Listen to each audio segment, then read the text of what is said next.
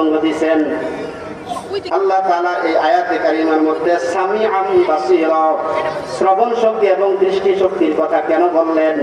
মুফাসসিরিন কেরাম বলেন এই দুটা জিনিসের কথা বলার কারণ হচ্ছে যে ইলম হাসিল করার জন্য, ভালো মন্দ যাচাই করার জন্য এই দুটা জিনিসই সবচেয়ে বড় মাধ্যম, ঠিক কিনা?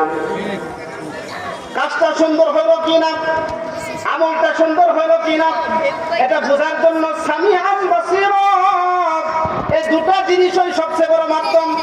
বান্দা চোখে দেখে এটা ভালো না খারাপ, এটা মন্দ নাকি ভালো, এটা চোখে দেখে বান্দা বুঝতে পারবে, আর কানে শুনে বান্দা বুঝতে পারবে ভালো মন্দ, জায়েজ না জায়েজ, ঠিক বেঠিকের ইলম হাসিল করার সবচেয়ে বড় মাধ্যম হচ্ছে সামিআন বাসীরা, শ্রবণ শক্তি এবং দৃষ্টি শক্তি।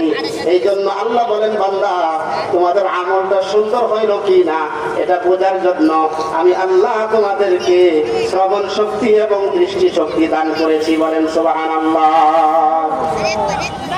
আল্লাহ রাব্বুল আলামিন বলেন বান্দা আমি দুনিয়াতে শুধু তোমাদেরকে শ্রবণ শক্তি এবং দৃষ্টি শক্তির উপর ছেড়ে দেই নাই, বান্দারে আমি তোমাদেরকে শুধু শ্রবণ শক্তি এবং দৃষ্টি শক্তির উপর ছেড়ে দেই নাই। আল্লাহ তাআলা বলেন বান্দা আমি রূহের জগতে তোমাদের থেকে সাক্ষ্য নিয়েছিলাম, আলাস্তু বিরব্বিকুম, আমি কি তোমাদের রব নই?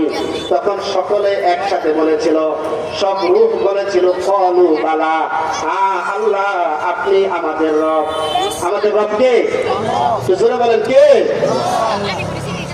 আল্লাহ রাব্বুল আলামিন সেদিন রূহের জগতে প্রশ্ন করলেন, আলাস্তু বিরব্বিকুম, আমি কি তোমাদের রব নই?